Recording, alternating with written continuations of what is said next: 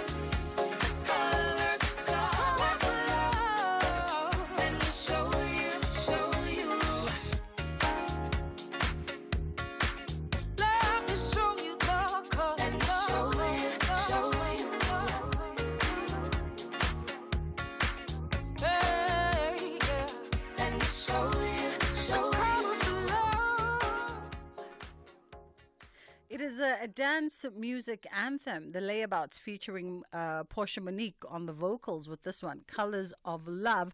And they, in fact, are a twosome musical act that go by the name of the layabouts, featuring Lee, Alex, and Ben, coming all the way through from North London.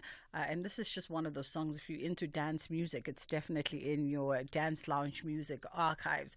That is how we kick off a Friday afternoon from our end as we prepare to usher in the weekend and wind down on what has been a rather eventful week. And on Fridays on the Full Circle with myself, Bridget Masinga, we tend to take a more artistic skew with a show.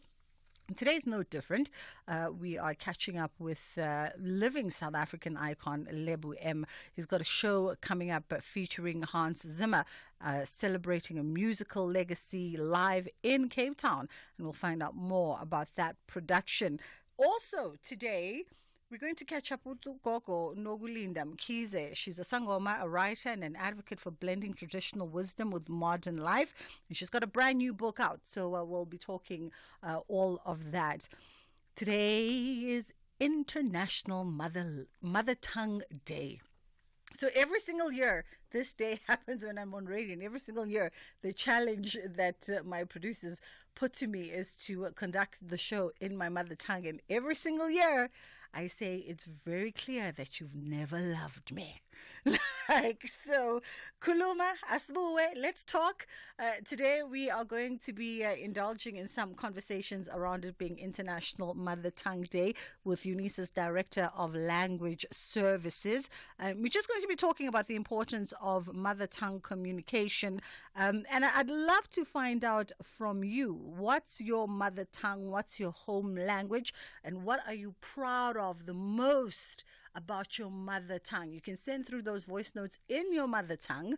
I've got a multilingual team here at the back, so they understand everything. 061 410 4107 is our WhatsApp line. Would love to hear from you in your mother tongue. What is your mother tongue? And in fact, what makes your mother tongue unique? A lot of times, makhuluma nabantu basiZulu, they'll often throw out phrases in isiZulu, and then they'll tell you, isiZulu asitolekelwe, meaning that you can't translate Zulu. So I'd love to know, what are those fabulous, quirky little sayings and little, anecdotes and wisdom that come in your mother tongue that you actually struggle to translate for other people what the meaning is. So if you can send through that voice note, it would be great on 061 410 4107. And of course, you can always call us as well on 086 000 2032. Day 15. Location undisclosed. Mood brave. Music Eye of the Tiger. Dear Diary, it's been 2 weeks of epic challenges against some of the most memorable and epic Survivor contestants. I have endured some harsh weather conditions, unbelievable drama, and these fire tokens have given me and the other contestants a second chance to stay in the game. Food. I feast on the defeat of my enemies. Vumi over there is busy planning and scheming, thinking that he can get me off the island. Never mind though. I will win this and take home $2 million. We're gonna be rich, Papa. Rich Goopy Wanapolani, are you doing that thing again? Come and get your dinner, Mr. Fake Diary Sessions. We're now on Survivor. Oh, the world will fall. Catch Survivor Season 40, Winners at War, Thursdays at 6 p.m. Starts 27 February on S3. Open up.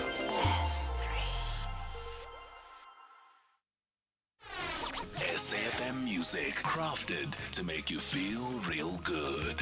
As the night moves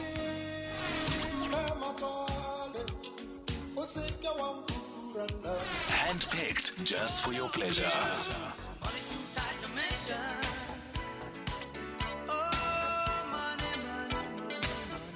Classics sounding so good, only on SAFM.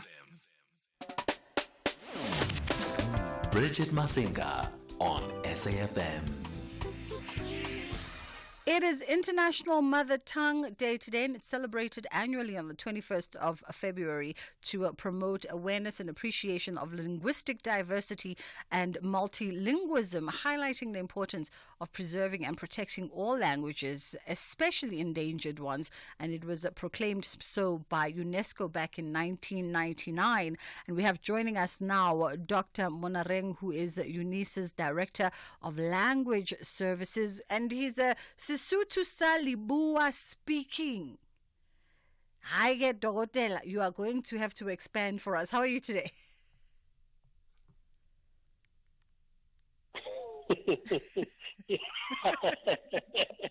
Yes, I will explain that, Bridget. Thank you so much. Yes, I speak, my dialect is Kitabini. I come from Zanin, and because the Sesotho sa Leboa is constituted by various dialects, including Sepedi, Sepulana, and all those things, at an official artificial platform like I'm speaking with you now through the medium of English, if we were using Sesotho sa Leboa, I would use Sesotho sa Leboa, which is the language that has got an orthography. The language that is used at an official platform all the time. Like you have orthography in English, Afrikaans, isiXhosa, isiZulu. We do have orthography that captures the grammatical stylistic element of the Sesotho sa Leboa language that is constituted by various dialects. Just like you have in isiZulu, you do have various dialects. You have the same thing in Chivenda, in isiXhosa, in Xitsonga, and all of them are kind of summarized in the form of a language, a grammar and style, and we have got a booklet called orthography, and that orthography is the one that defines an official language that is used at an official platform. I see. Okay. All right. Well, listen, kudos to you. Dr. Monareng, because the struggle is real this side. Let's talk about, so today's International Mother Language Day and just the importance of a day like this and observing a day like this. Yeah, we need to move beyond observing, but move towards what I would refer to as implementation. We've been talking about the importance of Mother Language Day all the time from a long time ago. I think it's around 72 years ago, talking about this. It was revived in 1999, as you referred earlier, talking about it. Now is the time to give this language space. The language space to perform. Me and you now talking, you should be speaking in isiZulu, Sesotho sa Leboa, conversing nicely among other people that are South African listening to ourselves. When we do that, we give the two language economic value. We give them value and cachet. And the little souls that will be listening to us, or all the souls that are listening to us as we converse, they will release the use of isiZulu and Sesotho, and as they interact, they are giving the two languages a sense of importance. But beside that, it is very much important to note that when you were born, the language prior to you being born was that the mother spoke, because she's the mommy who talks to you over the tummy. And then as you get introduced into the world, coming first seconds into the world, the first thing the child cries is, actually she cries is, and then there is a language that the child is going to pick up, and that language comes from the mommy. And the mommy give foundation to the language and to the child. Later the child use one word, because coo, bubbles, and use one word, sentence construction, two words and a full sentence until the child is able to speak. But what is important there, Bridge, is that the language itself gives you some lenses into the world. It gives you the ability, together with his vocabulary, to conceptualize, to think clearly than when you don't have language. And that becomes the basis of your thinking, your reasoning, your way of learning, your way of interacting, and that language stays with you forever, just like mommy will do. And then as you go along, you grow, you start to pick other languages among the people. Those come second. Yeah. So what is important for us is to for the sake of dispelling the impact of colonialism, is to continue giving space to these languages so that they continue beyond the primary, secondary, and tertiary level. because this language represents or captures the essence and the lenses that assist you to learn, to understand, to comprehend. And when you learn and comprehend, academically you succeed.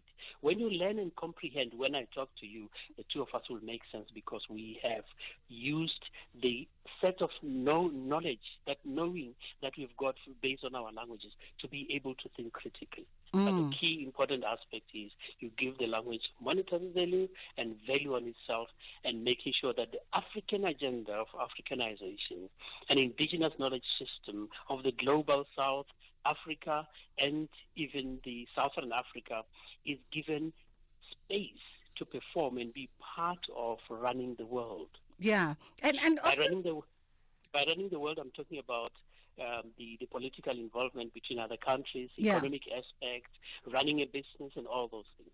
And what you speak about there, Dr. Munareng, giving language economic value and a sense of importance, because oftentimes, you know, the sort of pushback now in modern society has been this notion that, you know, African languages in particular hold no real economic value, and so they've sort of gone to the foreground, or but rather the background.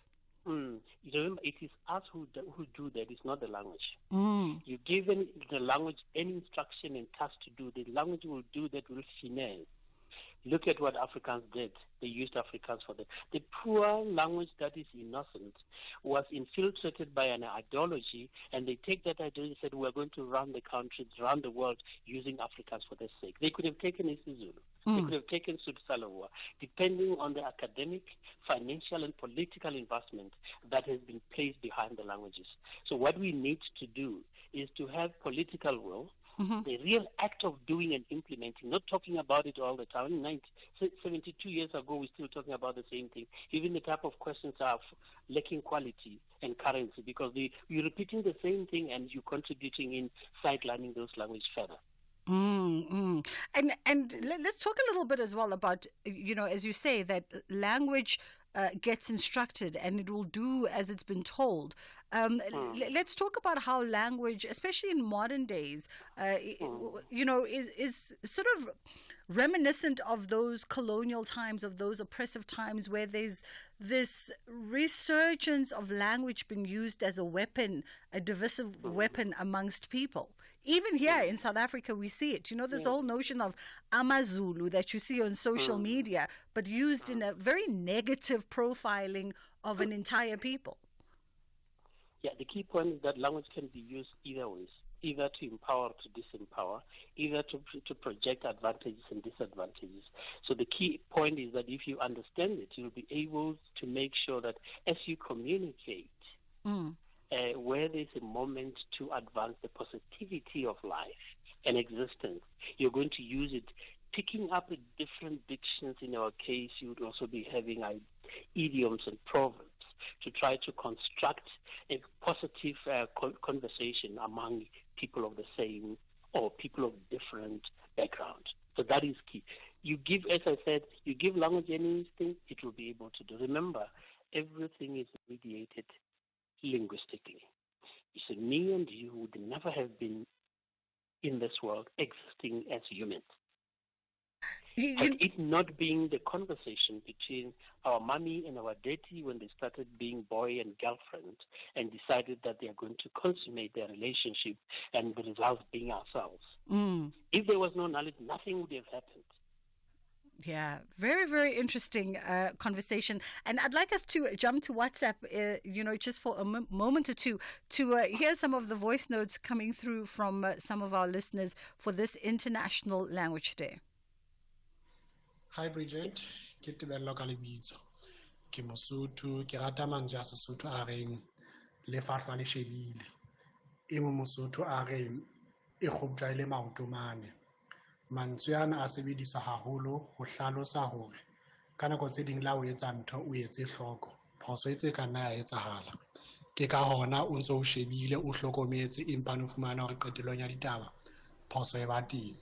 Le ha e kgoptjwa ile mane e mo motho a ka re kgoptjwa jwang e le maotomane empa qetelong ya ditaba phoso yona e ka nna etsahala kae kapa kae. Ke ka hona Mosotho a kgale a sebedisa mantswe anana e le ha le ka ho kokobetsa maikutlo a motho e mong kapa le ka ho kokobetsa boemo ba ditaba ha phoso e se etsahetse hore batho ba ne ba hopola hore re batho diphoso re a di etsa. Hi, Bridget. This time in East London.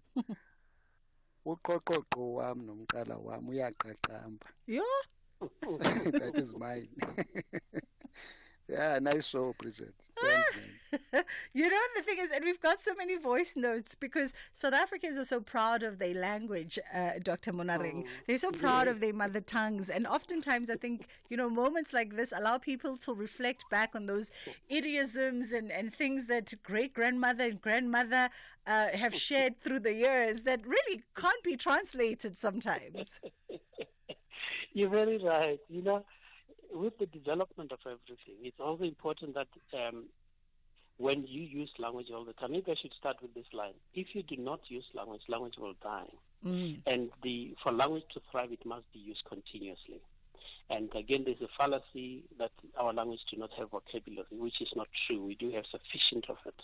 But if you put it in ice age, it will die. Create space for it, then it will survive. Those idioms, I was listening to the colleagues. He said from East London or something. Yes. He's saying that he's back, and together with his what is it? His gullet is painful. It's paining. But you look at the expression that he's using all the time. How do we make them to become current? The conceptualization. How do we make sure that the idioms that we've created based on animals that our current little souls do not see all the time, or they see them on the television, how do we make them to become current? Use that continuously. You'll be able to create new vocabulary that will cover those concepts, because that is very, very key. If you put the language aside, as I said, it will die.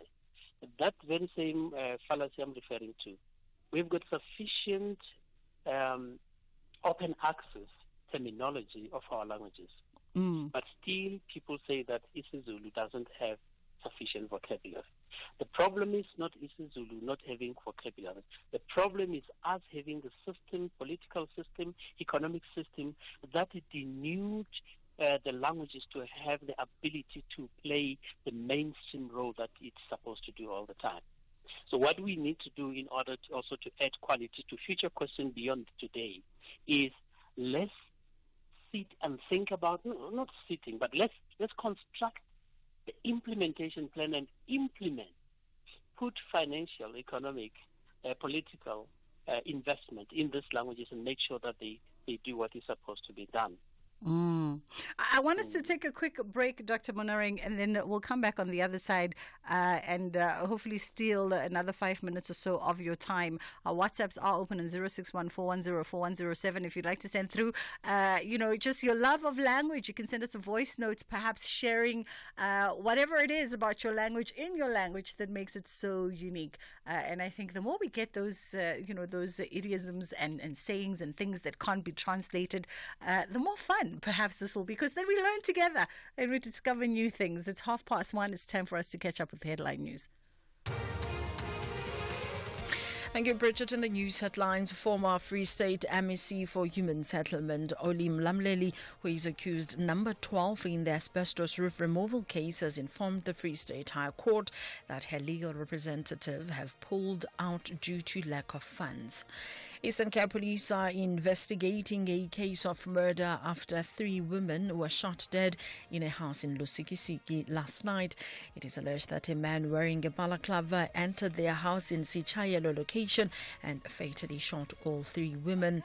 And the U.S. Secretary of State Marco Rubio says a possible meeting between President Donald Trump and Russian President Vladimir Putin depends on progress made towards ending the war in Ukraine. A full update follows at the top of the hour. You're listening to Bridget Masinga on SAFM. So, for this International Mother Language Day, we are asking you to send us a voice note in your mother tongue. And you can let us know what makes your language interesting and fascinating. Perhaps you can share a phrase or a saying in your language that you've heard from Ukoko Nomkulu that really can't be translated. And no matter how much you try to translate it to your circle of friends, there is a struggle. We understand the gist of it, but we just don't get the actual translation. 0614104107 is our WhatsApp line. Let's go to WhatsApp. Molweni bethuna ndiyalima ndithabathe lithuba ndibulela okokuba ngaba sibe nalo olu suku lwengqwalasela apho sithi siqwalasele iilwimi ngeelwimi zethu esinazo ingakumbi kubemi baseMzantsi Afrika. NdingumXhosakazi ke mna ke kwaye ndiyazidla ngobuXhosa bam. Ndiyazidla nangolwimi olu lwam ndiluthethayo. Ulwimi lwam lumnandi, lusulungekile, lubonisa uthando, inkathalo. Kwaye linezangotsha noburharha bolwimi lakwaXhosa lundenza ndiluthande nangakumbi. Sizwe sekuthi masihlale sikhuthaza ukuba iintsapho zethu zincance kwesi sele sombinza. Malungafi ulwimi lwethu ngokuthi singakhathali. Masingalibali ukulisoloko silithetha ukuze nabantwana bethu balwazi. EsiXhoseni sithi oxhela eyakhe akabuzwa. Happy International Mother Tongue Day. Good afternoon, SAFM. Good afternoon, SAFM and the listeners. My mother tongue is Siswati, Ngiliswati. Angisuye Umswati, Ngiliswati. And what I like most about my language, or what the Ngitsanzago, is the fact that it is one of the most sexiest languages in Africa, if not in the world. Cabanga nje when ubita umuntu wakho lothandzana naye uthi maye ngiyakuthandza singani sami, ngiyakuthandza muntu wami, sithandwa senhlitiyo yami yonke, ngiyakuthandza muntu wami. Basically makes Siswati the most sexiest language you could ever find in Southern Africa. Thank you so much. I feel like that Good is. afternoon, I feel like when you start that debate, it's like starting that who makes the best jollof debate, Dr. Munareng, because, my mom is, now I don't know what to make reference to her as because she said it's not Umswati, but my mom is Umswati from Nelspruit.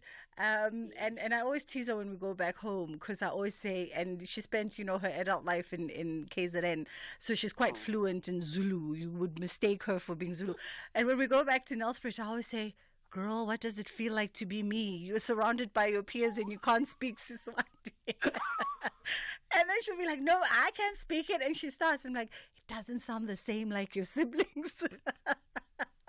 But I think there's a debate on some, who has the sexiest language because, I think Tsonga is so incredibly poetic as a language, like just it's rhythmic and how it flows, but also at the same time, listening to our two previous voice notes about isiXhosa. isiXhosa is also just, especially when you get to that deep, authentic Xhosa, it just has a poetry about it.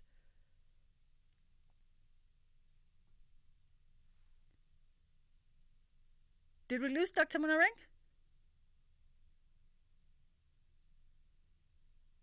I mean, I can see from the faces that he's still there, but he's just not patching in. But yes, keep the voice notes going because we would love to know what makes your language unique, your mother tongue language unique, and what makes it, in your eyes, I guess, arguably the best sounding language in South Africa. 0614104107 is our WhatsApp line. I'm gonna do it in Afrikaans, which you probably know most. Hallo Bridget, hoe gaan het met jou? Hoe gaan het met jou daar? Je kan daar bij SAFM. Ik hoop het gaat goed daar zo. Een mooie dag voor jullie. Lekker zo, lekker zo. Lekker om in te interacten en hoor al die Nasische talen en ja, wat ik niet van geweerd heb niet. Maar ja, alles wat mooi is, lekker dag vir julle daar so. Dit is Afrikaans van die Kalati en die George. Baie dankie, maar se kind. Hi Bridget, Kintabi Singh, a colleague of yours from somewhere. So Nike Mupulana, ke bla bla Spulana. So Spulana is also a dialect of Sesotho sa Leboa. It's largely spoken in Mpumalanga, just outside of Nelspruit. There's a town called Bushbuckridge, which encompasses of quite a lot of villages. Some of the villages, they speak Tsonga. So Sipulana has a little bit of some Tsonga words here and there, but mostly I think it's anchored in Sesotho. I was raised in Pretoria, Gabriela Lispitori, Lestswana, because some of my friends were Tswana.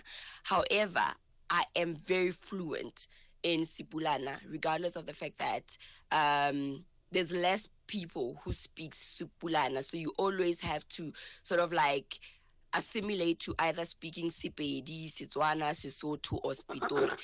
But because we spoke it largely at home, and we still do even to this day, I'm fluent, and I'm glad that I'm part of the generation that is also actively preserving it. Can I? This is Bridget Mfukile na Dokotela kwala studio. Mina ni Mtsonga.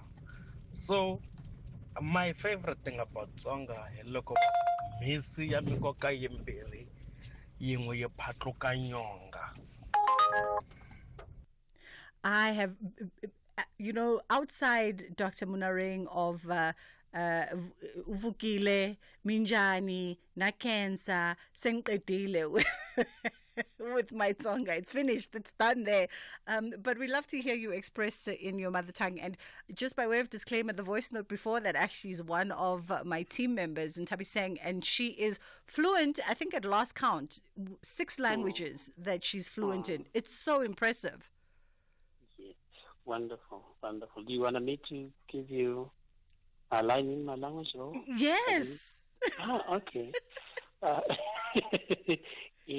Ki monaring ki mina khomo ki nare khomo ki modimo wa nkgojametse ke la sa le legolo ke mothabine ke monaring ke go bolela le go apa ke thabine ke re shumishang polelo ya lena go ya pele ge ke bolela ka sefaleng sa semmušo ke shumisha Sesotho sa Leboa e beng polelo ya ka re tseng dipolelo tše di beng di duelang ka fase ga Sesotho sa Leboa ke Mosotho ke monareng ke mmina kgomo ke modimo wa nkgojametse ke sireto ne sireto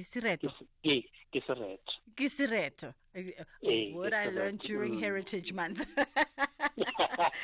And as we wrap it up, Dr. Munareng, we were so rudely cut off there by connection, but because it was about to spark a whole nother debate about who has the sexiest language. There was a gentleman who sent a voice note about, that his language, Siswati, was the sexiest language. And my argument, I said, I beg to differ, because I think Tsonga has just this incredible flow to it. But then Xhosa is so poetic.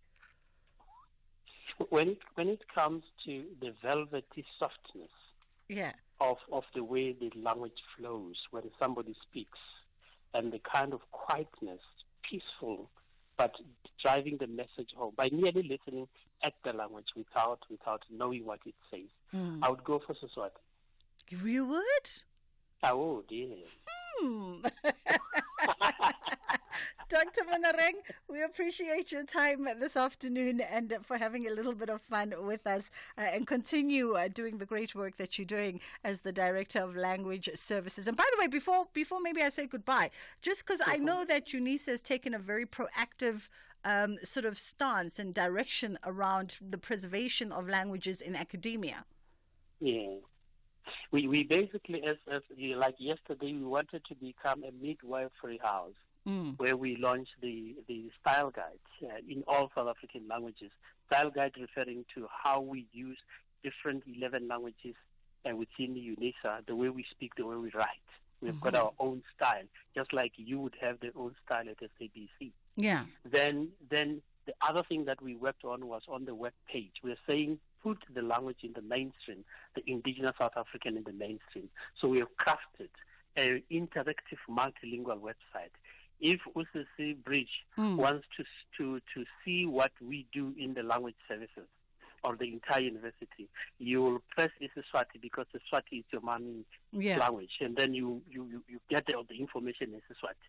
In my case, I'll press Sotho Salaboa and I will see everything written in Sotho Salaboa. So it goes with all the 11 languages. The idea is maintain these languages, make this language give them the trending power and the value, then they will be able to do it. And we are dealing with a world platform, which is the website, which is the internet. And immediately those languages are there and people are opening on them. I think, Bridge, you know what webometric rating is all about. Yes. And the webometric rating of Sesotho Salaboa will increase all the time. And as it increases, then it trends and it becomes important. Look at what happened with the current song that has gotten, I think it's 2 platinum. Bridget Masinga is a Sotho language group concept that people never thought that it could trend the entire section of our celebration. It has put us together. Wonderful. So when you put Marung on the internet, when you put Marung, the first thing that will come now in South Africa because of the 2 platinum gold that they've gotten, it will come, it will say a South African song that receives all those things. You go and look at it, and when you do that, you trend the language, you give it value. Wonderful stuff. Dr. Munaring, we appreciate the time. UNISA's Director of Language Services, Nakenza Siyabonga. Let's take a quick break and then we'll be right back. Whether it is a CCMA referral, problems with a mechanic, or unfair blacklisting, Clientele legal plans are affordable and you receive up to 670,000 rands worth of legal services per year. We cover civil, criminal, and labor-related matters. Our legal team will be your support 24 hours a day. SMS SAFM to 32195. That's SAFM to 32195. Clientele General is an authorized FSP and a licensed non-life insurer. T's and C's online. Standard rates apply. Hey, listen up. With our Blue Sky offers, you can get your dream Ford with our optional service plan and our Ford Family Guarantee comes standard. Think extensive dealer network, genuine Ford parts, and express service. Visit your trusted Ford dealer for the complete Ford ownership experience. Limited time offer while stocks last. T&Cs apply. Meet TJ, the magician. Well, he isn't quite the magician, but shame, let's call him that. The other day he tried to do that coin ear trick. Poor Owami is still in the hospital with a 5 rand coin stuck in his ear. He tried getting his pit bull, Mufasa, to levitate. Oh, he got that right. But now Mufasa is levitating through Tembisa, and somehow TJ forgot to read the section on how to get Mufasa back down. It's tough being a magician, but luckily for TJ, Britain's Got Talent Ultimate Magician will be the perfect inspiration for him to be the best magician in Tembisa. Catch Britain's Got Talent Ultimate Magician Saturdays at 7:30 p.m. only on S3. Open up. Bridget Masinga on SAFM. Our next conversation with Palisa Mutawung, who's the founder of Bread African, member of the World Food Forum, South Africa's national chapter, and they're leading this project, a revitalization project, revitalizing hope with a clarion call to help restore the infrastructure of the Miriam Makeba Center for Girls. And I had the pleasure a couple of years ago, I remember collaborating with a sanitary towel brand, Feminine Hygiene.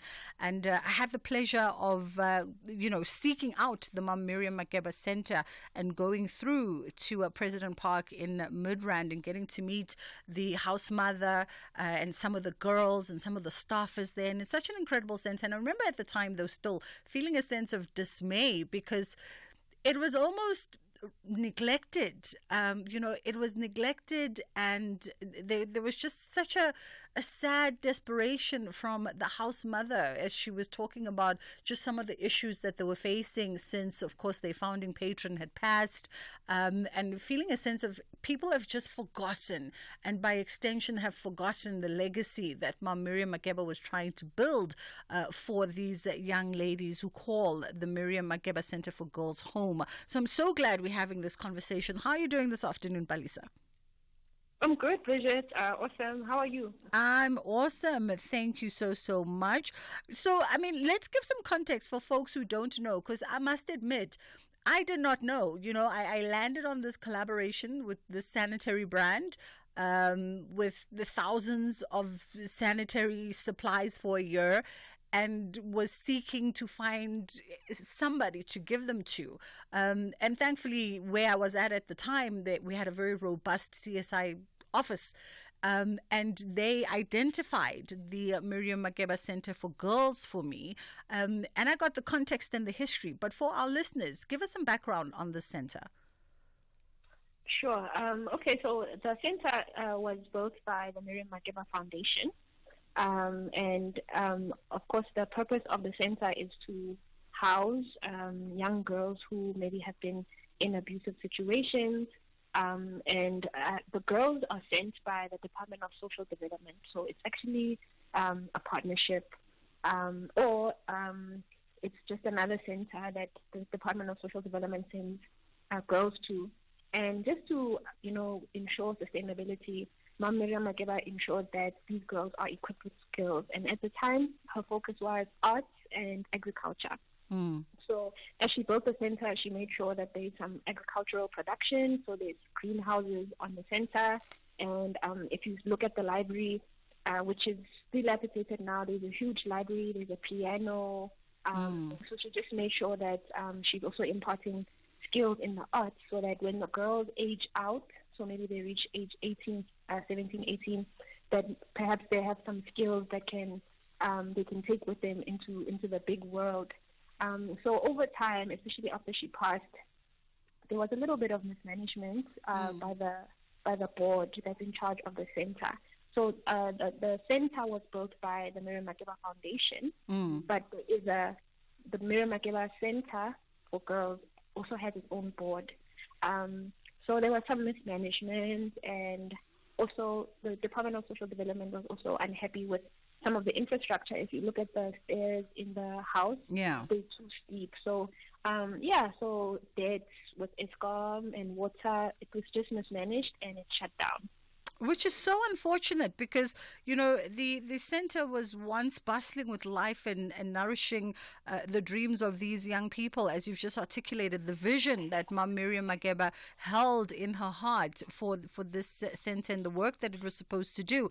And now to know that, not only did it face challenges and mismanagement and neglect, and not on the part of the folks who worked there Monday to Friday, because like I said, when I went there and met the house mother, principal, and the staffers, they were so passionate about the work that they do, even though they were faced with challenges, all those years ago when I went through. So are you saying that, and I know we hear now you got a clarion call for all of us, but just whilst we get background, did the center shut down permanently or temporarily? Are the doors now open, but with conditions of it coming to sort of standard? So around 2018, I think the foundation assembled a new board for the center. And then, of course, that new board was mandated to revive the center. Right now, it's not taking any girls. It's not in any shape or form taking anyone. So, of course, there were some disruptions during the COVID time, and there have been a few attempts to revitalize. But, honestly, it's not easy running a business or an NPO. So, it's taken some time. So, with the new board, one of the board members is also on the World Food Forum South African National Chapter, and they asked him to ask the World Food Forum National Chapter to help spearhead the agricultural revitalization part. So being on the committee and coming here, I was like, okay, of course I want to look at the greenhouses and set up a poultry, but you can't just do that. You just have to fix everything. Absolutely. So, yeah. So and we're then, just like, okay. Oh, no, continue. So we were just like, before we start that, let's just clear it up. Clear up, like cut the grass, make sure when we invite stakeholders here, it looks presentable. So right now we're on that journey of fixing it up sourcing funds from different stakeholders who exist and are willing to support to slowly reopen the center. Absolutely. And there's so many, stakeholders that are willing to jump on board and assist with this. I want us to take a quick break, Balisa. We'll come back on the other side and continue our conversation. It was all good just a week ago. Life was smooth. I was paying almost nothing for electricity tokens. All that changed when I was given a big fine for buying illegal electricity tokens from illegal vendors and my neighbor for tampering with his meter. Now, I might go to jail when all I had to do was register for free basic electricity at my local municipality since I'm unemployed. Ungathatha ama chance. Buy electricity legally. Report illegal electricity token sales in your area and meter tampering to Eskom on 0800 11 27 22. Over the last 50 years, one man has played an unparalleled part in transforming British society. This man is Rupert Murdoch. Feared by politicians, Murdoch has built the biggest media operation on the planet. His empire has given him extraordinary power and influence. The rise of the Murdoch family is an electrifying study of the Murdoch dynasty, charting the ups and downs of an empire. From the ambition that fueled its success, to the criminality that led to the closure of the News of the World and the Leveson Inquiry. This is The Rise of the Murdoch Family. Thursdays at 10 p.m. starts 13 February, only on S3. Reigning African champions Banyana Banyana are gearing up to defend their WAFCON title in Morocco. Dr. Ellis and the girls want to deny neighbors Lesotho a moment to shine. But Mehaladito believe their game plan is too great to stop. This is the international friendly. Experience the Southern African Derby, South Africa versus Lesotho, on Saturday, 22 February at 12:30 p.m. Live on SABC Sport on DTT Channel 4 and SABC 2. Also available at your fingertips on SABC Plus. Proudly brought to you by SABC Sport. For the love of the game. You're listening to Bridget Masinga on SAFM. We are in conversation with Palisa Mutawung, who's the founder of Bread Africa and a member of the World Food Forum's South African National Chapter. And they're leading a project revitalizing the Miriam Makeba Center for Girls out in Midrand. And it's quite a big space, Palisa. You know, when you talk about how before one can even sort of begin the work of rebuilding the institution to its former glory, one obviously has to clear, the rubble in the most literal and the most metaphoric ways. One has to clear the rubble. And what I remember about the center, just looking back at some of the snapshots in my archives, is that it is a huge space because there's a living dormitory, there's the activities building, and then there's the actual grounds of a farm. It's a very big space. Definitely, Bridget. Actually, today is the first day we started with the slashing of the field. And I together, Tiamo Dichabe, who's a board member on the center's board, we have organized our friends and family to help us right now. It's the beginning stages. So number one, we didn't want to just go to potential donors and be like, oh, give us money, right? So we were like, let's look into our network. So my friend, so at Burbe, she's a famous farmer. She donated workers and equipment today. And she's like, don't worry, my workers know how to do it. And right now, they're still working. And what I thought we would finish today, we're not going to finish. So I used Google Earth to just do like a bird's eye view picture and just pinpoint different sections of the property. And I saw it was about 1.7 hectares, which is quite a big space. A hectare is 10,000 meters squared. So we're still working. And most of the morning they were just clearing out the path. I've told them now to go outside the entrance because it's overgrown, it's bushy. Yeah. So it is a huge area. And at some point I was like, oh my gosh, what am I doing? This is a lot.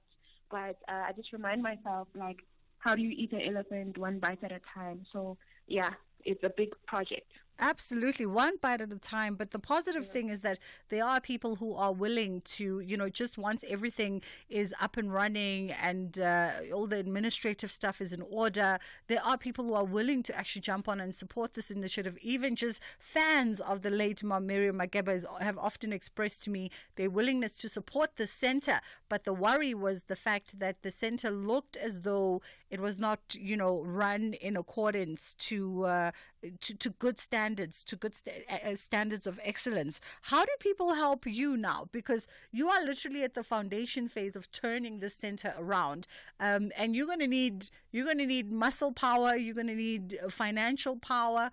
How do we plug in to help you? Okay.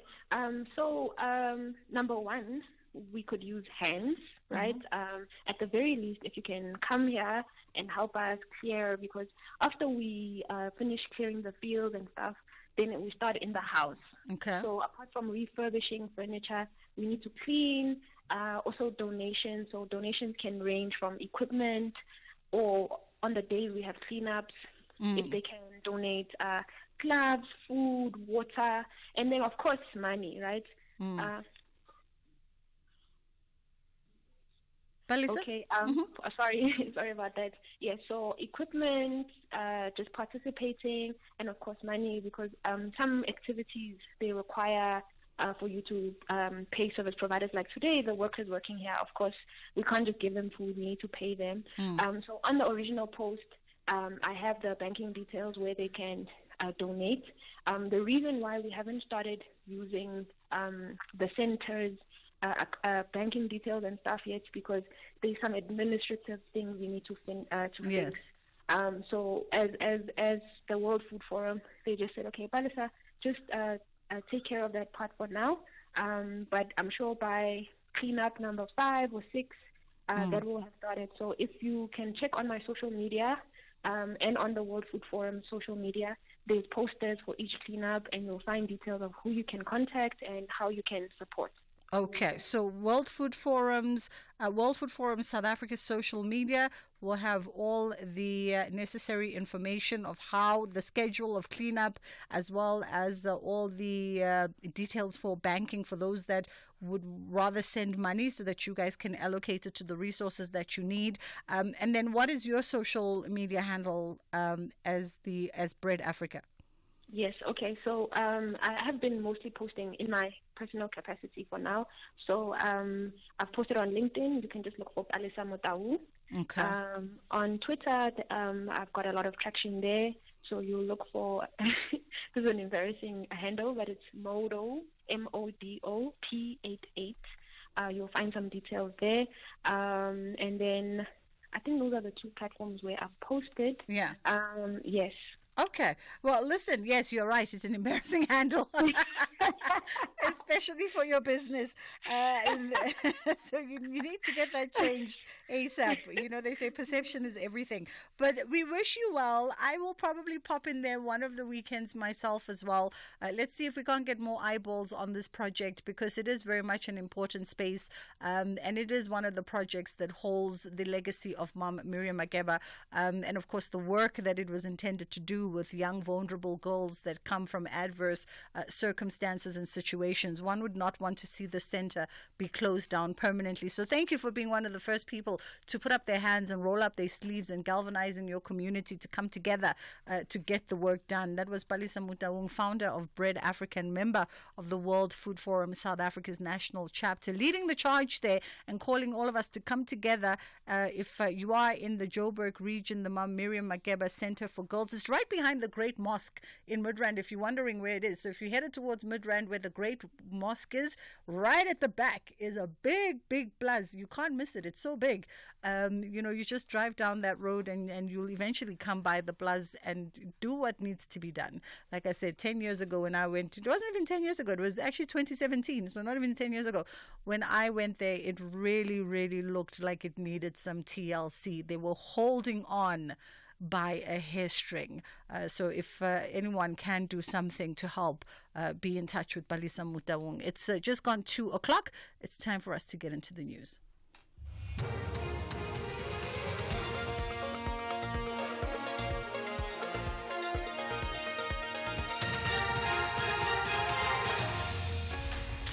Thank you, Bridget. In the top stories, Mlamleli's legal representatives pull out in the asbestos case, and Lusikisiki police probe the murder of 3 women. For SAFM News, I am Ondelambana, and a very good day. Former Free State MSc for Human Settlements, Oli Mlamleli, who is accused number 12 in the asbestos roof removal case, has informed the Free State High Court that her legal representatives have pulled out due to lack of funds. Mlamleli, working with the help of crutches, informed the High Court she is in a process to sell some of her assets. She says the difficulty is the restriction with some of her assets as they are attached. Mlamleli and former Free State Premier Ace Magashule's PA Muruadi Choloda are the only 2 of 18 accused who were physically present in the High Court for the pre-trial hearing. The rest are represented by their lawyers. Eastern Cape police are investigating a case of murder after 3 women were shot dead in a house in Lusikisiki last night. It is alleged that a man wearing a balaclava entered their house in Sichayalo location and fatally shot all 3 women. Police spokesperson Majola Nkotli says the motive is unknown at this stage.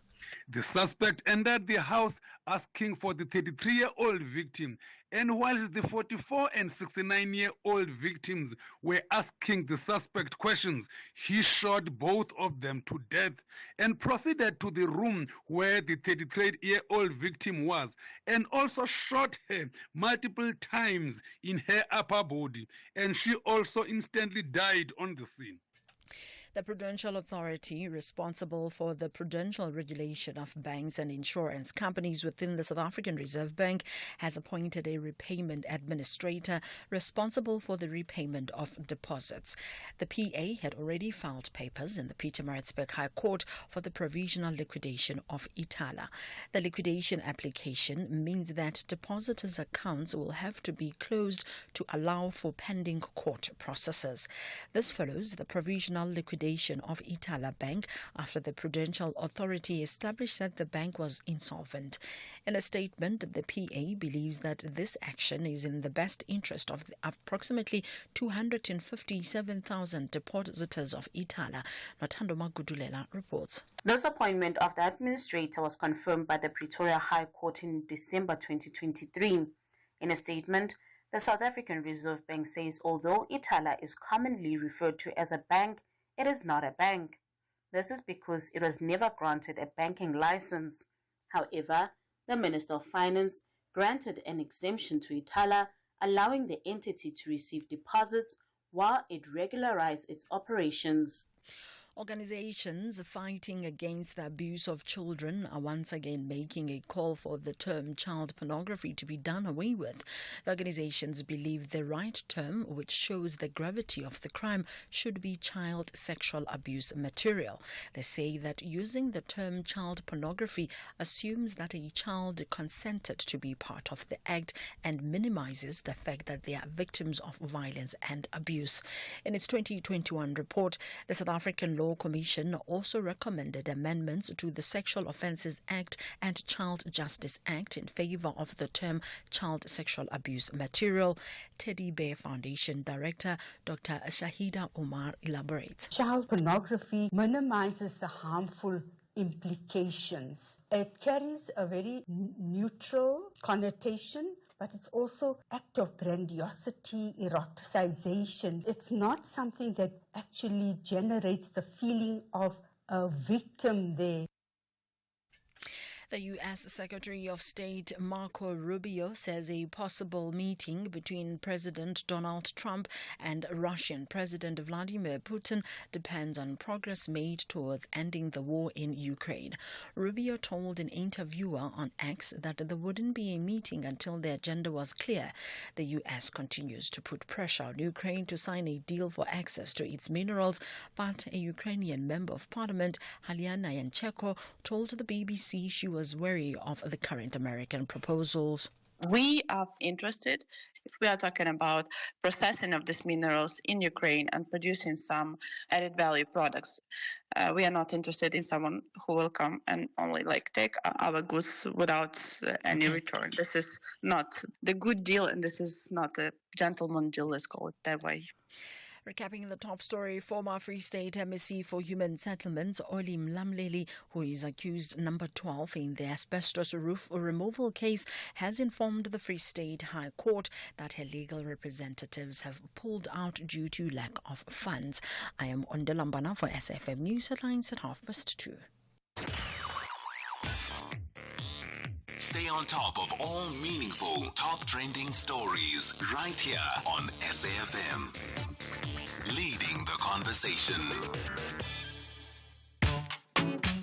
The Full Circle with Bridget Masinga. Monday to Friday, 1 to 3 p.m.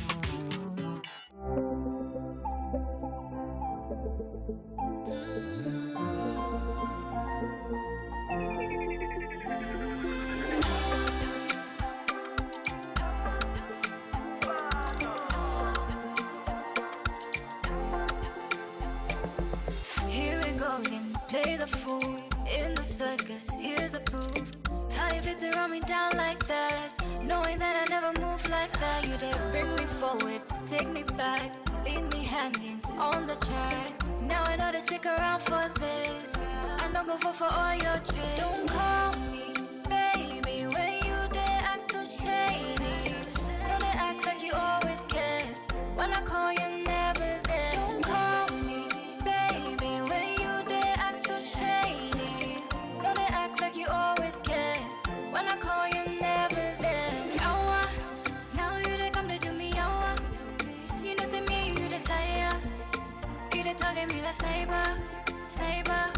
Yawa, now you they come to do me yawa. You come to poison me like viper, viper, viper, viper. You they on my mind, more like all the time. Make I go crazy, hanging on the vibe. Say I make you out, calling other guys.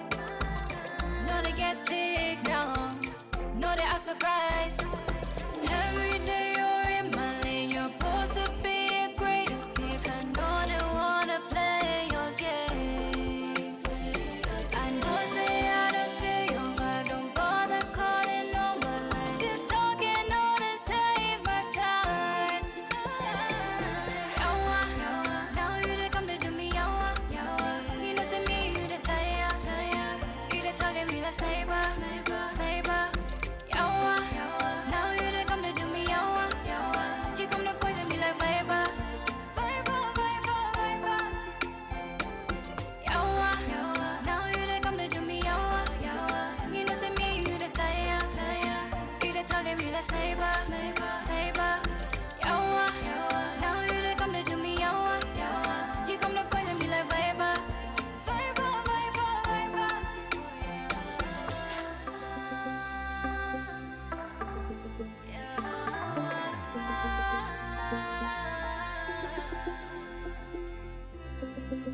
Spirit Mix.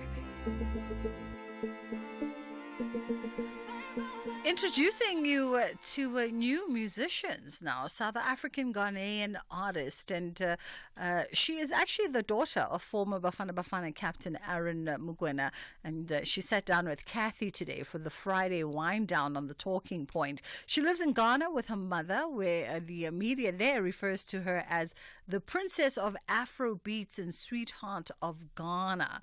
It is Chayuta is her name, Chayuta, and the song is Yawa. Yawa is the song by Chayuta, and she had a sit down with Kathy this morning, in fact, because on Fridays, Kathy does the Friday wind down. I'm not the only person that tries to get your mind ready for the weekend, ease you into a far more relaxed state of being. So if you don't don't find time to make it through for the wind down next Friday, maybe you should make it a date. It's 10 past 2 o'clock on the Full Circle with myself, Bridget Masinga, on SAFM. Right now, we're going to get into another conversation, a quick catch-up with Unoglinda Mkhize. And Noglinda is a sangoma, she's a gogo, a writer, and an advocate for blending traditional wisdom with modern life. She got a brand new book that is out. We'll find out more about that book. It's It's on kitchen wisdom, right? So the book is kitchen wisdom. I'm interested, Uguti. What does kitchen wisdom entail? What we hate to hear, but need to know about men and romance. How are you doing, Noglinda? You good? I'm good. How are you? I'm fantastic. Thank you. I'm great. Are you still hiding out in the Midlands, enjoying the beautiful weather? Lovely, lovely, lovely. I am envious. Okay, I mean, let's catch up. A lot of folks obviously know you as Ugogo Noglinda Mkhize, and you know you've shared your journey, you've shared your life, you've shared your wisdom with your followers on social media. And for those who might be getting introduced to you for the first time today, you know, let's talk about how you sort of become a gogo, how your life sort of takes this new turn in this new direction, and how you've managed to incorporate tradition with the Western, because if you look at the snapshot of your family structure as well, a lot of folks are like, oh, okay, that's interesting. How do these two worlds come together? Well, look, to be Umuntu is to be complex, if nothing else, you know? And to be African is to straddle many worlds. And so just as everybody has to be a Rahadi, but also an HR manager and also somebody's lover and somebody's bestie, that's exactly what it is. You know, I just happen to be Isangoma as well, but I'm a member of my family, I'm a member of my community, and I play many different roles to many different people, just as those people play a role in my life. Yeah, there's been a lot of skepticism in recent years, right? Because we've seen a host of high-profiled sangomas coming and sharing their journeys with us, and then obviously a few folks who've then also articulated a message of going back to Western forms of religion and sort of leaving behind their traditional callings, almost positioning it as though it was a mistake to begin with. And it's left a lot of sort of negativity in the air about how genuine some of these journeys are. What would you say to folks who are now skeptical? You know, we live in an era where we overshare all of our lives. Yes. And to some degree, that's a good thing. To another degree, it can be a negative. Look, I would say to everybody who is skeptical is that we all need to start there. Let us all start with a healthy dose of skepticism about everything we don't quite understand, and then work our way through education and, you know, sound information to making up our minds. As for high-profile people doing things and then trying to undo those things, all I have to say is I queen, really. You know, I queen because Ubungoma is older than all of us. And all of us have got a spiritual journey. That doesn't mean that all of us need to be initiated. And also, sometimes life is very difficult, but that doesn't mean that it's difficult for only you, or that you are being personally punished by your ancestors. Yeah. And a big part of my work is helping people to understand the spiritual, the cultural, and the traditional, and its application in the modern world, so that we don't make the kind of mistakes people are making publicly and then having to make bold statements about entire cultures because they may have made a misinformed or hasty decision for their lives. And you've spoken a lot about that on social media, right? The sort of the confusion of the spiritual application to just you going through a normal hard patch that you just don't understand. Yeah. And this is all of what my books are about, my teachings are about, is to say, you know what, we are people and there are realities that act on us, that are older than us, that are bigger than us, that we may not know.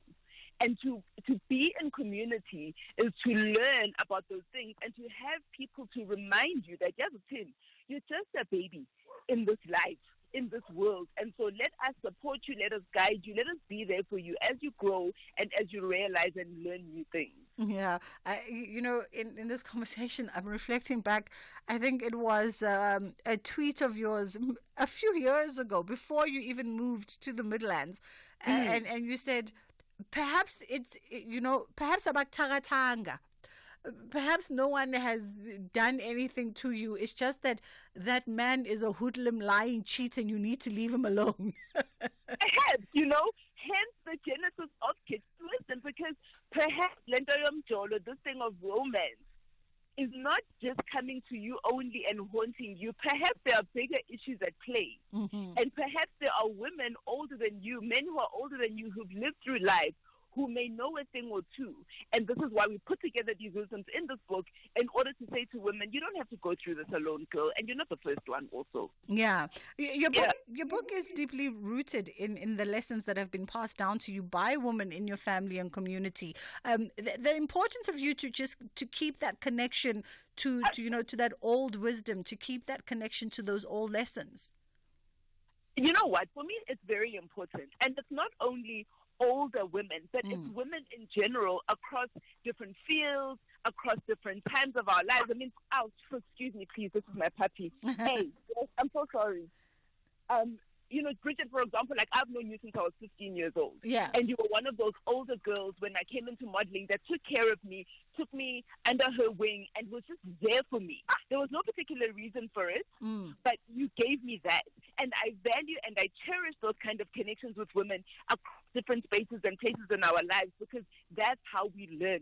That's how we learn about sisterhood. That's how we learn about community. That's how we learn about personal responsibility. And this is something that we highlight in the book, because I want women to remember that no one is going to have your back like another woman who truly loves you. Absolutely. Do you think we are still or rather should I say, is there a sense that we are disconnected, as the generations sort of go on?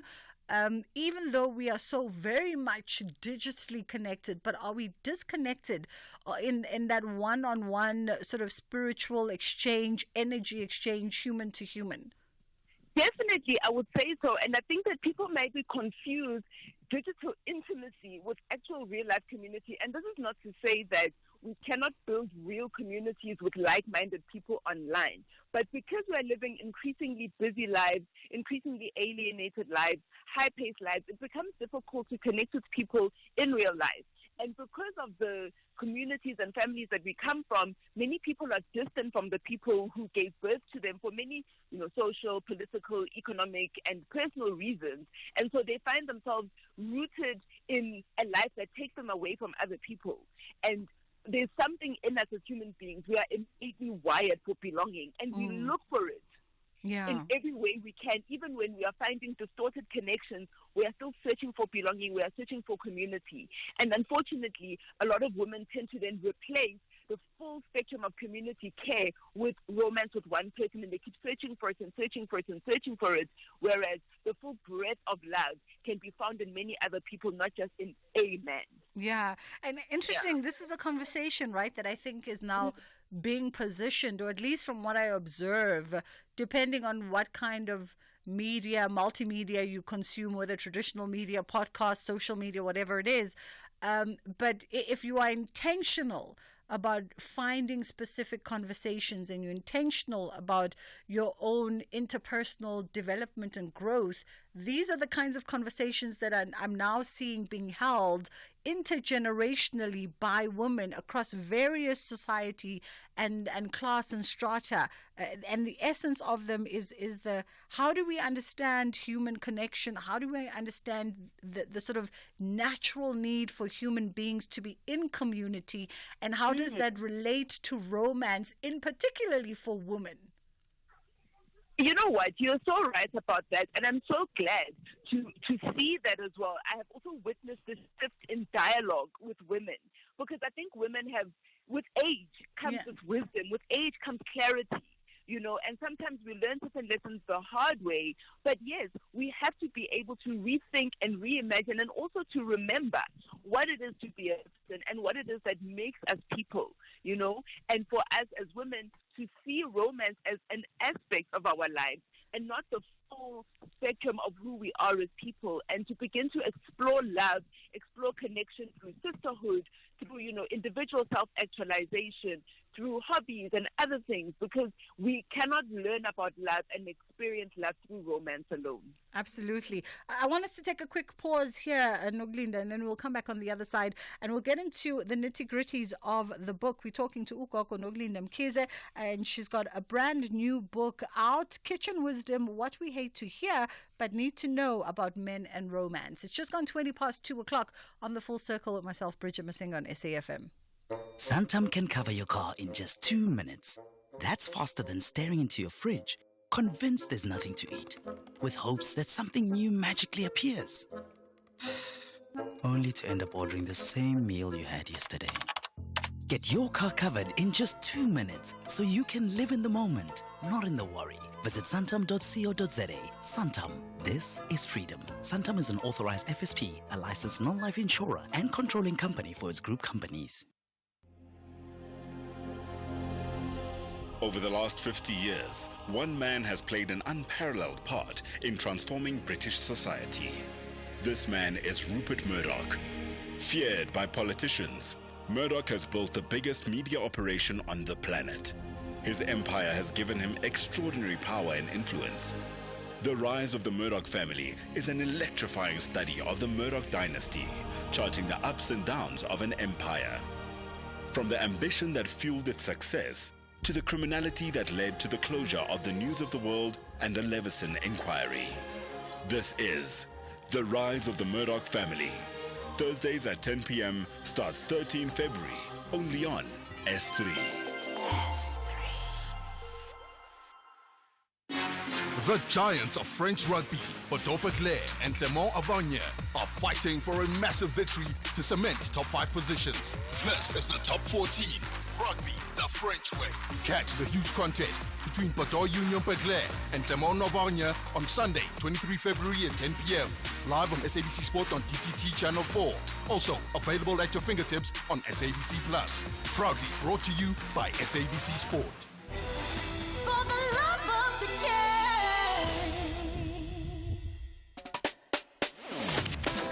Bridget Masinga on SAFM.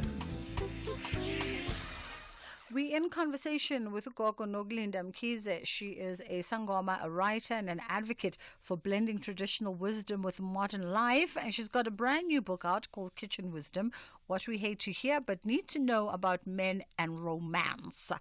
I mean, that title alludes to all of it.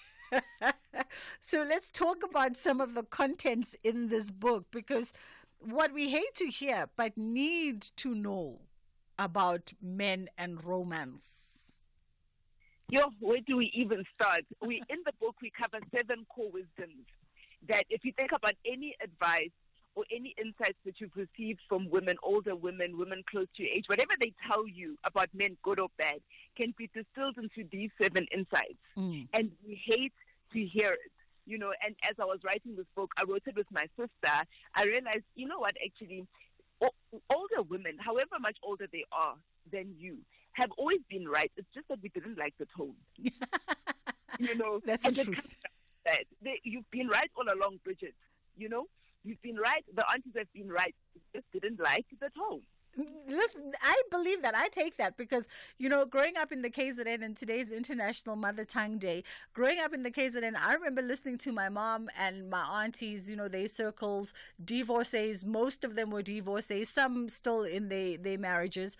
But the general gist of it, whether my uncles were in the room or not, whether whoever was the life partner at that moment was in the room or not, the general theme around engagement and interaction with men was bayafana.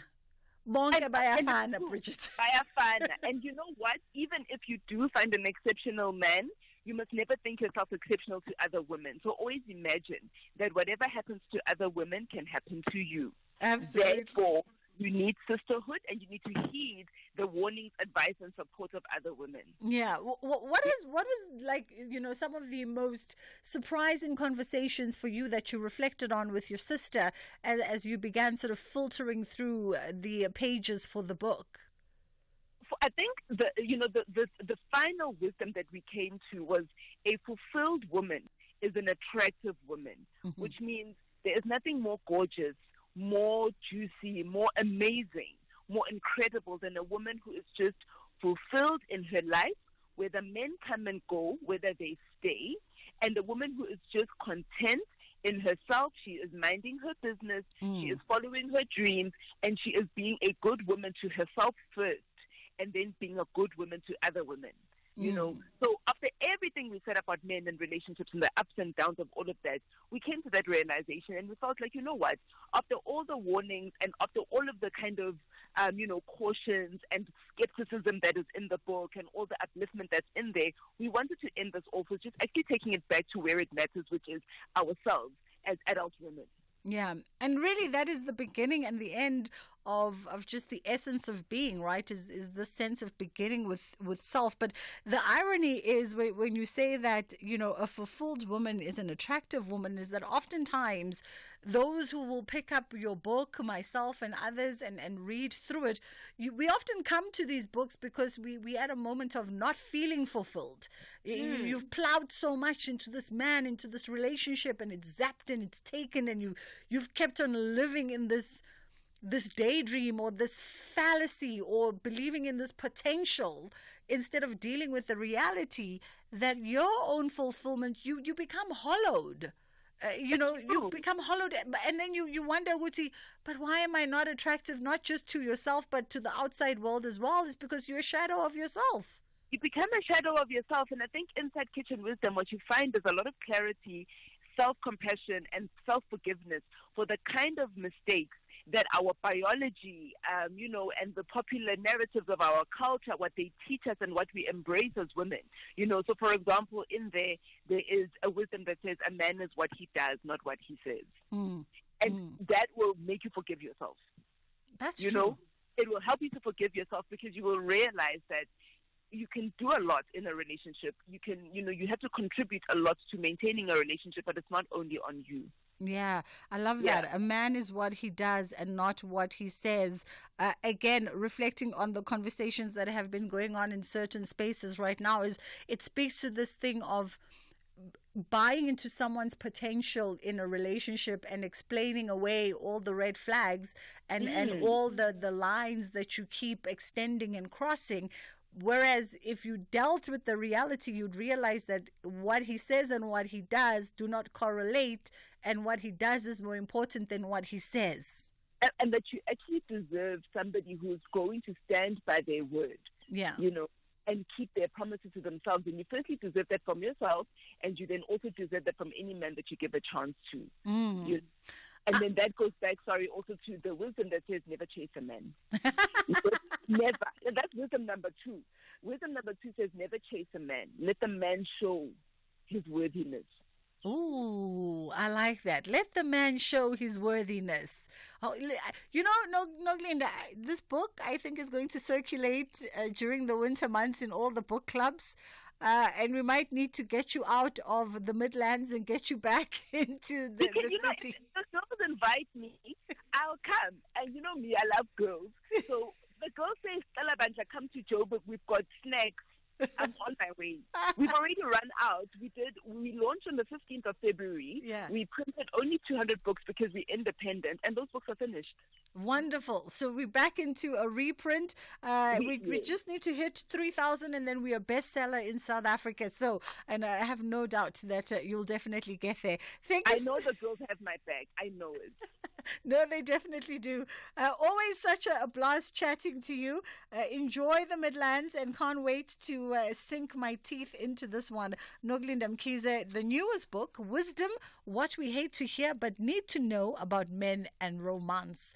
It's 2:30. It's time for Ndela to come through with the headline news. Thank you, Bridget. In the news headlines, Police Minister Senzo Mchunu says provinces such as Gauteng, KwaZulu-Natal, the Eastern Cape and Western Cape pose the biggest challenge to law enforcement as they continue to dominate with criminal activity in the country. Former Free State MEC for Human Settlements Oli Mlamleli, who is accused number 12 in the asbestos roof removal case, has informed the Free State High Court that her legal representatives have pulled out due to lack of funds. And the Japanese government has approved a bill making it easier for hunters to shoot dangerous animals that enter populated areas. The decision is in response to a record number of bear attacks. A full update follows at the top of the hour. You're listening to Bridget Masinga on SAFM. This program is brought to you by SABC Education, enriching minds, enriching lives.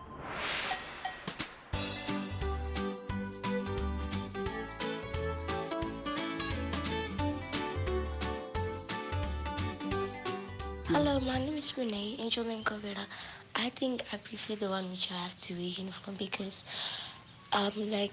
you don't have to criticize other people for not having the best clothes and stuff like that because they don't have good clothes like you have.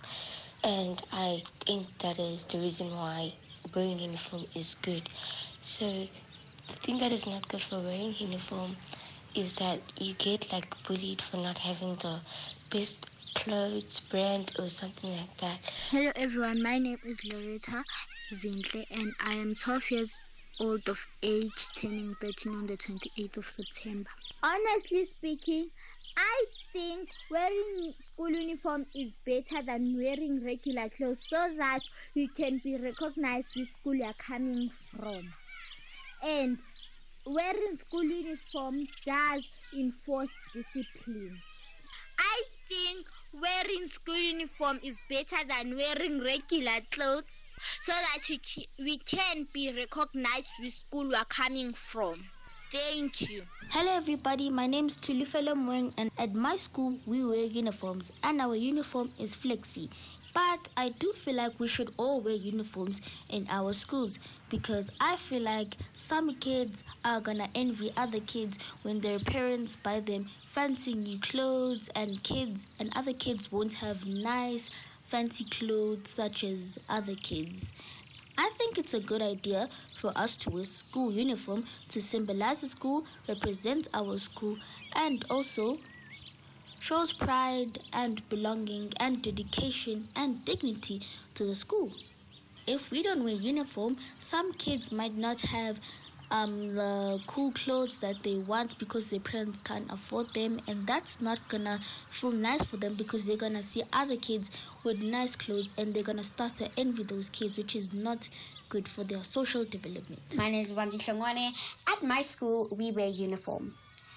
Personally, for me, I prefer schools that wear uniform because everyone is the same and everyone is equal. Whereas schools that do not wear uniform, there's some sort of peer pressure or bullying adapted into it. And I say this because at times you'll find your friends have the latest tacky and you feel pressured to buy it, but you can't really afford it. And most of your friends have it. So it leaves you in a situation where you feel very left out and you don't feel very good inside. And I say bullying because sometimes you wear an outfit and you'll find people that will make fun of your outfit and tell you how ugly you are. So when you guys all wear the same thing, no one can really bully or laugh at the way you're dressed because it's the same thing that they're dressed in. I feel that the good in wearing school uniform is that everyone is equal, and even if there are scandals of bullying, it won't be because of your uniform.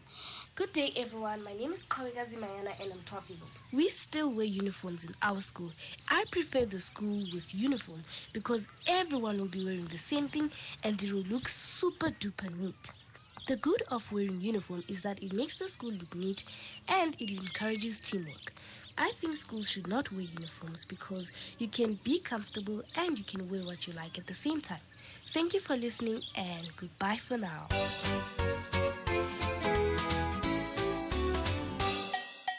Hello friends and happy Tuesday. Let's talk about something that's part of almost every school day, school uniform. If you had to decide, would you choose to wear a uniform or regular clothes to school? It's a fun question to think about. What color is your school uniform? Some schools have bright colors, while others choose simple ones. But every uniform is special because it represents your school. Have you ever wondered why schools ask students to wear uniform? Well, one reason is that uniforms make everyone feel like part of a team. When everyone wears the same outfit, it reminds us that we are all equal and belong to the same community. Wearing a uniform also helps create a sense of discipline. When we dress neatly and follow the school guidelines, it shows respect for the rules and helps us take school life more seriously. It's like wearing a superhero costume. It gets you ready for the important work of learning and growing. Uniforms can also make mornings easier. You don't have to spend time deciding what to wear, which means you can get ready faster and focus on starting your day. Another great thing about uniform is how they reduce competition. Without the pressure to wear the latest trends or designer clothes, everyone feels more comfortable and included. It's a way to make sure no one feels left out because of what they're wearing. Uniforms also teach responsibility. Keeping your uniform clean and tidy helps you learn how to take care of your belongings. Plus, it's a way to show pride in your school. Wearing your uniform tells the world, I'm part of this great school and I'm proud to be here. No matter what you wear, it's what you do in school that really matters. Whether it's a uniform or regular clothes, the most important thing is to show kindness, respect, and enthusiasm every day. That's all for today, friends. Keep thinking about what makes your school special, and we'll chat again soon. Bye for now.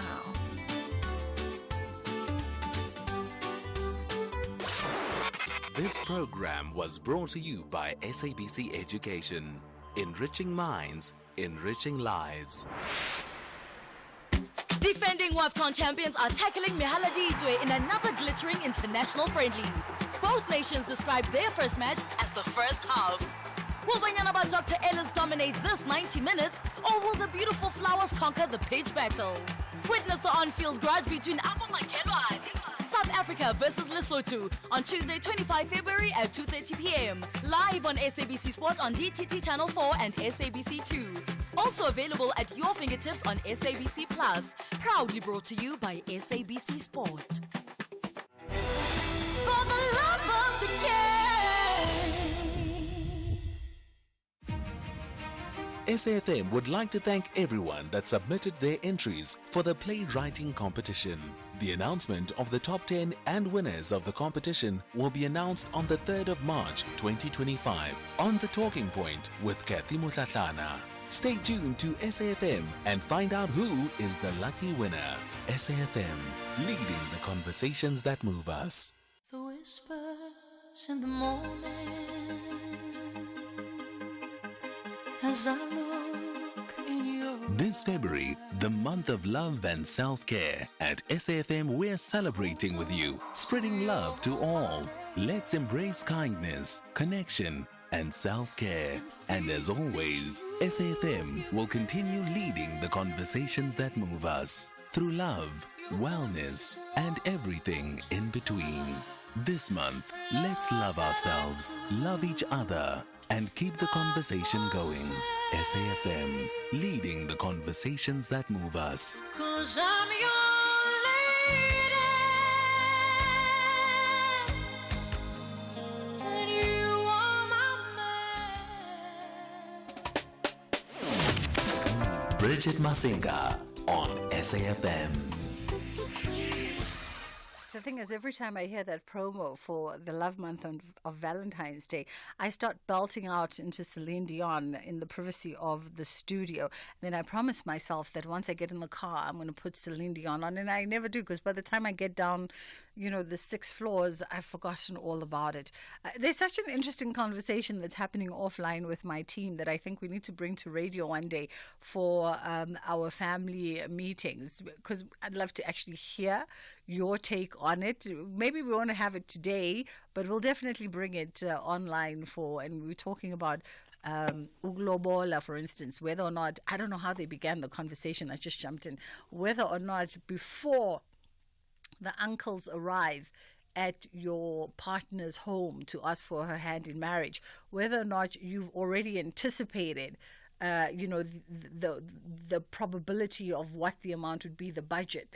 Have you and your partner spoken about what you can afford, what maybe the parents in the family would ask for, and has she advanced that conversation on your behalf to her aunties and her mother, and told them that, please, whatever you do, don't go beyond this, because this is what he can afford.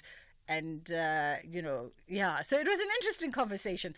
It came about because of a question about who marries who. Would you marry yourself if your partner does not propose to you. And one of our colleagues, our streaming director, put the argument that, but what happens if you're dating somebody who financially is not in a position to marry you?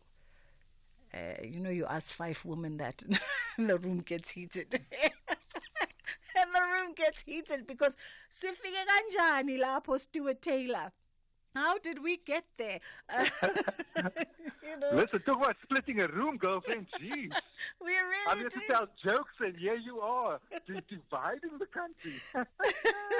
We really did, because how do we get to that part where Stuart Taylor, after we've been dating for 3 years, and the question of marriage comes up, and then suddenly the reasoning is, but I can't afford to marry you. Aibo.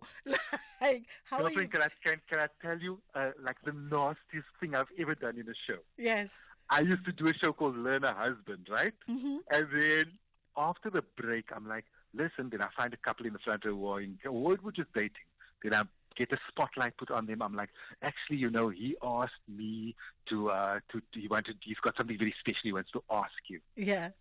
And there's a moment, and generally the guy just looks at me like, what are you doing, bro?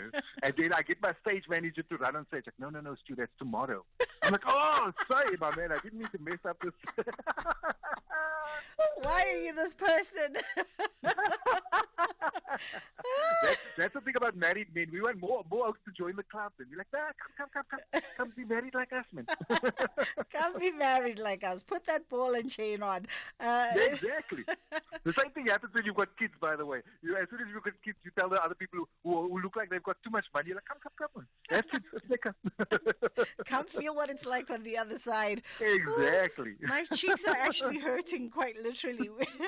We are in conversation with South African comedian Stuart Taylor, and he's one of the country's most celebrated comedians, and is set to bring his brand new stand-up show, Odd Man Out, to the Baxter Theatre early next March. And it should be an exciting one because, not only are you known for your razor sharpness when it comes to like wit, but as we can tell, you're quite the captivating storyteller as well. I think it's a very South African thing. I think it's you that no DNA, just RSA. I think that's what we've got in common. We are good storytellers. We know how to spin a story. Absolutely. Where do you sort of hone that? Because I remember I speak to comedians quite a lot on all my radio shows, and a lot of them say that skill, I'm reflecting on conversations with Skumba, with Mpo Pops, and they say that sort of skill for them came because of the family dynamics, oftentimes 100%. being a middle child or being the sort of odd lamaki and having to stand out. I think that's a big part of it.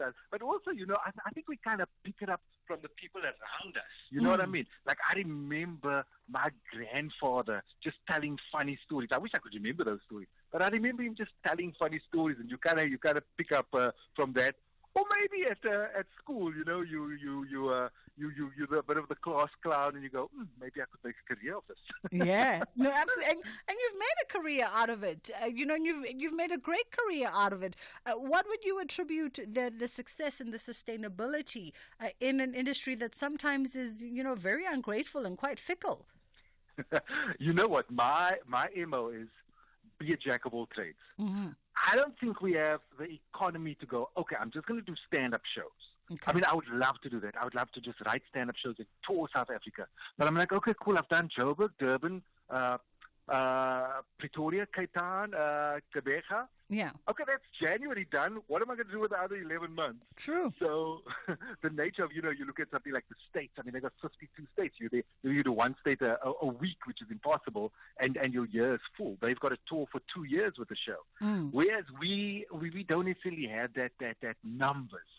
So for me, I've just kind of gone, I love comedy. I love writing. I love jokes. Yeah. So I'm going to do all sorts of things in that space. I have a production company. We produce TV shows. I write. I direct. I'm actually working as a festival director on Laugh Africa Comedy Festival.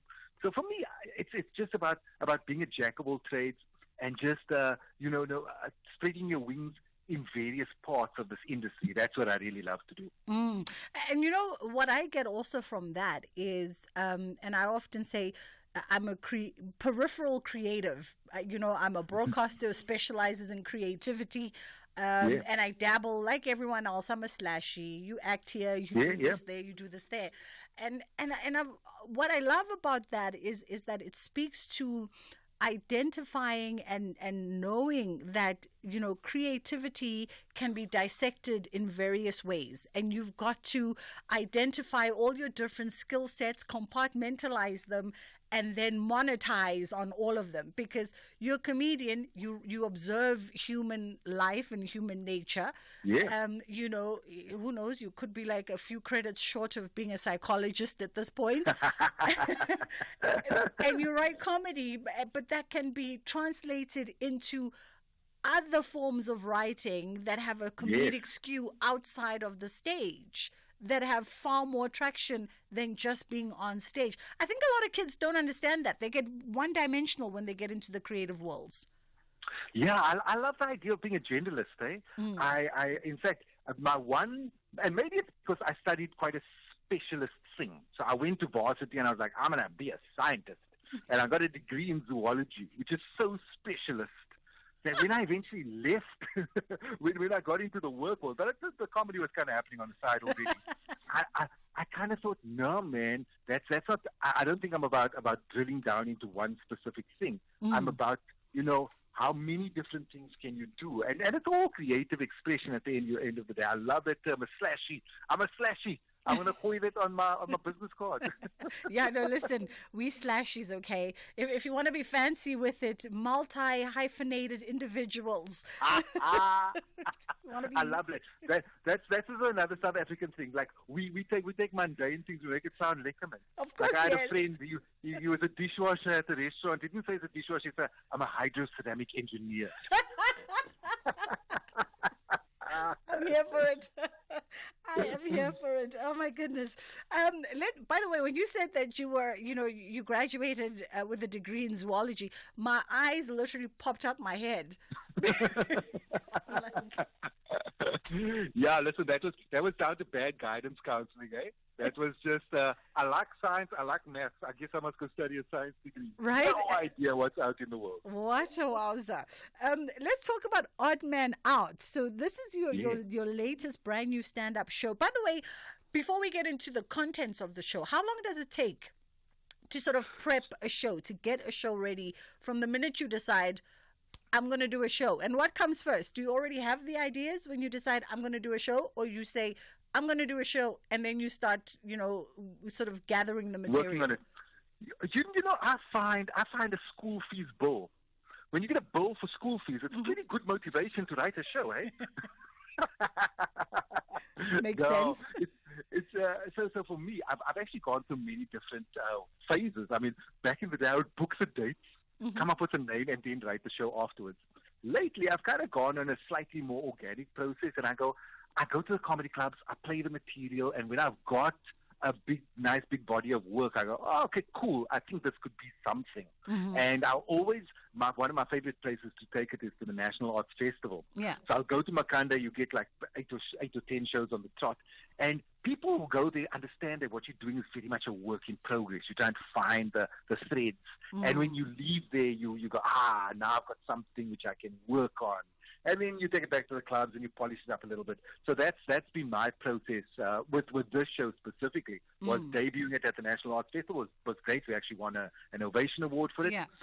But then taking it back to the clubs and going, I need to polish it a bit more, man. I need this bit over here. It's not quite working. And then you take it on the road, and you know what? It's amazing.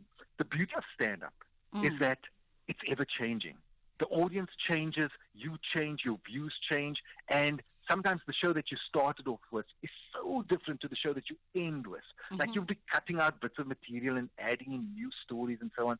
So it's always a great thing in terms of workshopping that material, which is where the show is now. So it's on the road now as a really cool, polished little gem, and we're excited to do it for our Cape Town peeps. I want to take a quick pause, and then we'll come back and continue our conversation on the other side with South African celebrated comedian Stuart Taylor.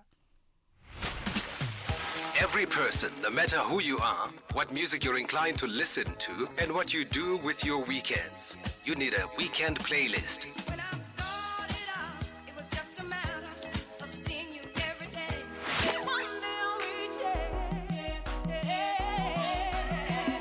that musical mix of music that accompanies the lazy weekends, whether catching up with friends and family or just taking some time to reflect.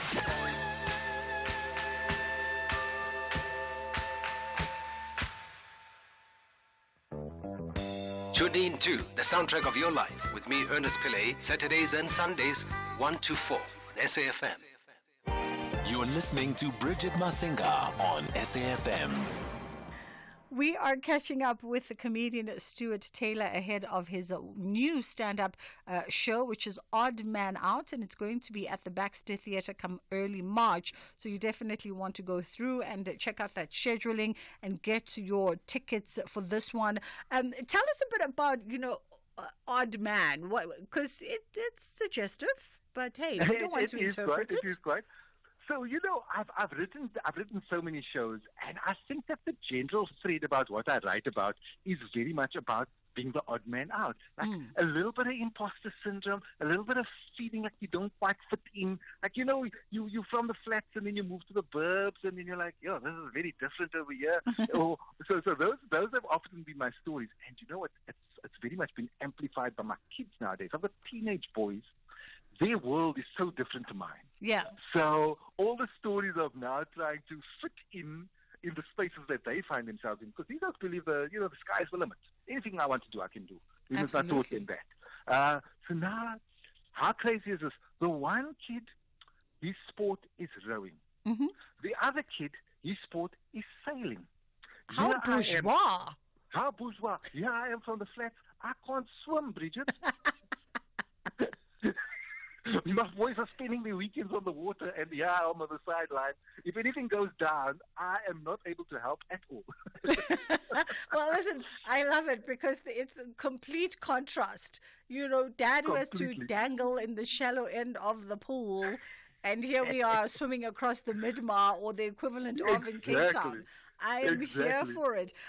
Do the boys think you are funny? Like, I'd love to know when you say to them, I'm putting on a show, I'm working on material, and then you start sort of giving them snippets. What is the reaction that you get across the kitchen table? It's so what I do is I'll often record one or two dad jokes with them, and I make sure it's as bad as it can possibly be, which is completely met with the biggest eye rolls you have ever seen in your life, which I think is dad's prerogative. He's allowed to make the kids roll their eyes as hard as they can. Yeah. But I think they're just quite perplexed by this life, because they're like, I see your face on a poster, I see your face on a TV screen. So I think for them that is quite a novel factor, as opposed to what I actually do. I remember I was doing a show in Joburg, and my sons were in the show, but they were sitting in the sound booth, and I was like, wow. Well, they were young. They were like 7 and 9. I thought, wow, it's really amazing. They sat through the whole hour and a bit without moaning at all. And I went to congratulate, hey, well done, boys. You got through it. What was it like? And meanwhile, as soon as the show started, the headphones went on and the iPads opened, and that was it. They completely tuned you out. Completely. What a wow. Funny enough, it's something they still do right now. It's just tune you out. What a wow. So what would it take? What would it take for them to realize that their dad is a complete comedic rock star? I think... sadly, someone else is going to have to say it to them, not me. True, very true. Or maybe, like, I don't know, the day you bring their favorite international comedian home for dinner, then they'll be like, Dad. Exactly. Oh, no, there are always moments when they'll be like, oh, you know that person? I mean, yes, I know that person, man. I love it. So 4th to the 8th of March, we're at the Baxter in Cape Town for 4 nights only. And where do we get the tickets? By the way, is this a PG-13 R-rated? Very PG. No. You know what? I had a bit of a change in my vibe in my career, and it's a post-COVID thing. Okay. I kind of looked at the world around me. I was like, you know what? I don't need to swear if I'm on stage. The swearing is not the funny thing. Mm-hmm. And I also don't need to do material that I find particularly divisive, meaning politics or religion. And suddenly if you take that out and you go, okay, cool, so I write about everything else. And I just keep all the language quite PG. It means so many more people comment on my things. Like, oh, this is so lovely. I could share it with my kid, or I could share it with my doctor. I could show my mom. Yeah. So I really have leaned into that and gone, no, man, the show's going to be clean. It's going to be PG. It's going to be funny as can be, but still living in a much more clean space. And to answer the question, the tickets are available at Web Tickets. That's where you get them. Wonderful stuff. Stuart Taylor, thank you so much for the time and the laughs this afternoon. And that show, Odd Man Out, is at the Baxter Theatre come the 4th to the 8th of March. So if you find yourself at the Baxter in Cape Town, Web Tickets is where you can go to get yourself tickets. It's PG-13, so almost the entire family can head out. Before we go, we thought we'd double back to some of your voice notes because today is International Mother Tongue Day. And we'd get a little bit of a taste and a sense for how special is your language. Ndayanduna rabelani walijade ndimuvenda ngati venda riri ndimuvenda mubikwa na ivela viva nendasirando dokwetu ndayanduna. Hi, ndimasiyari Bridget. Nandikosa kufunga ruwambo lune lwavori lu sexy. Ndichivenda. Chivenda cha diva wene vasangofufuriwa. Chivenda chito diva. Chivenda ndisokofunga lone luwambo lune lutoranga panda swita kha diva vanu Africa Chipembe. Kolibuwa, Bob Cape Town. Ke a go dumedisha Bridget. Happy International Mother Tongue. Ke nna Maila wa Matšhaba Mopedi Thwi go tswa ona kwa ga Mmalebopo Kgomo Letswatla la Bomathinya Dikokoto. Ke a leboga Bridget. Hi sis Bridget, ndifuna ukuthi nje mna mandixhenze ndixhathise ndixhele exhokwane njengomnana omXhosa ndingumasixole ndilapha eQueenstown. Yeah!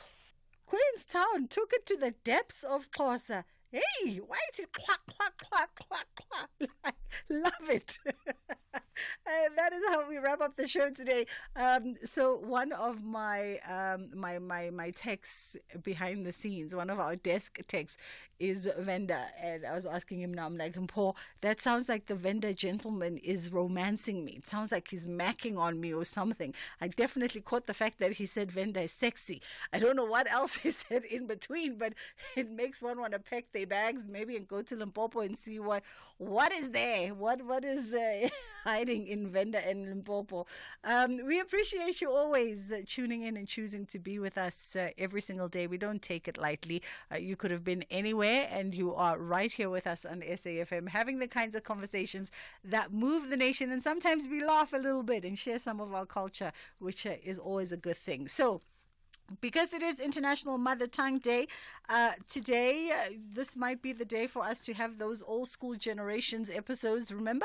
When they'd speak in all the official languages and you'd sit as a viewer watching and you go, can everybody understand each other? Or those old school. In fact, we should have ended the show with a clip from that show, Mind Your Language. That would have been a representation, really, of just how we all sound when we are all in the kitchen together and everybody just conversating in their respective mother tongue. But yes, enjoy your weekend. You thought I was going to sign out in Zulu. Hey, come on now, you know better. Enjoy your weekend. Have an incredible weekend ahead. Be safe with your family and your loved ones. And of course, Ashraf is coming through for the remainder of the afternoon on the National Pulse. For myself and my team, we'll see you on Monday. Inshallah, God willing, we get to do it again. SAFM has signed a code of conduct that is enforced by the Broadcasting Complaints Commission of South Africa. Under the code, we are committed to giving news that is accurate, comment that is fair, and programming that is not harmful, does not amount to hate speech, or contain violence or explicit sex. If you think we are not living up to that code, then you can inform the Broadcasting Complaints Commission of South Africa. Direct any complaints in writing to the Broadcasting Complaints Commission of South Africa. PO Box 142365. Craig Hall 2024. Fax to 011-326-3198 or an email to bccsa@nabsa.co.za. For more information, please visit www.bccsa.co.za.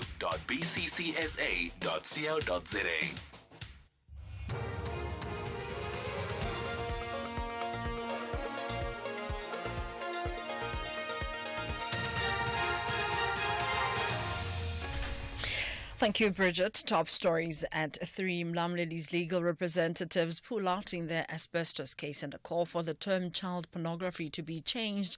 For SAFM News, I am Ondilambana and a very good afternoon.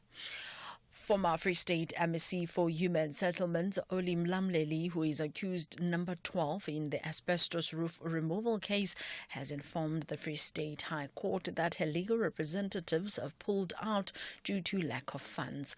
Mlamleli, working with the help of crutches, informed